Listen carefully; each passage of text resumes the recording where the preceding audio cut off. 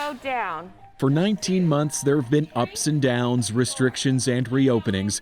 Now Ontario is moving toward what officials hope will be the final act, starting by lifting capacity limits for gyms, restaurants and bars on Monday.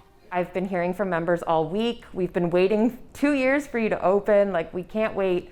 And the province is looking even further down the road. By January 17th, Ontario wants to start dropping proof of vaccination requirements for businesses. Then by March 28th, mask mandates for indoor crowds could be gone too.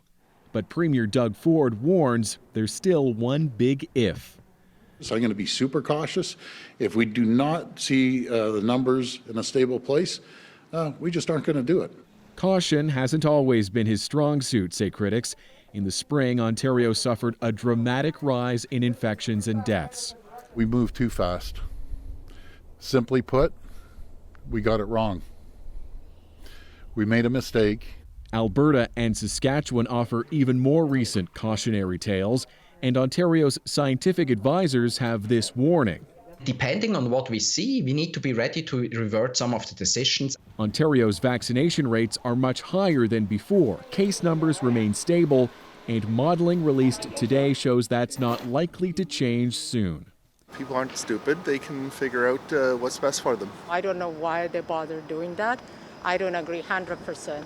This time, though, even the most cautious business owners are keen, like Jacob Wharton Shuckster, who hasn't reopened indoor dining since March of last year. We have fresh immunity from vaccines and we have a fresh vaccine requirement. It's time. Picture it. Within months, this scene could be much different. No masks, no fuss. But the pandemic has shown plans can change, and fast. Thomas, we heard briefly from the Premier in your story. Give us a sense of what might happen if things do take a turn for the worse. Well, Doug Ford says restrictions could be reimposed, but they would be localized based on factors such as community transmission. Now, keep in mind, these dates announced today are targets. They're basically best case scenarios, and Ontarians could still very well be wearing masks well past the month of March. I really should underline, though, Ian, even the science advisory table today laying out their modeling, they struck a very positive note. The scientific director telling CBC today, and I quote, "We're all humans, and we've had enough of this darn pandemic." It has gone on for a long time, Thomas. Thank you. You're welcome.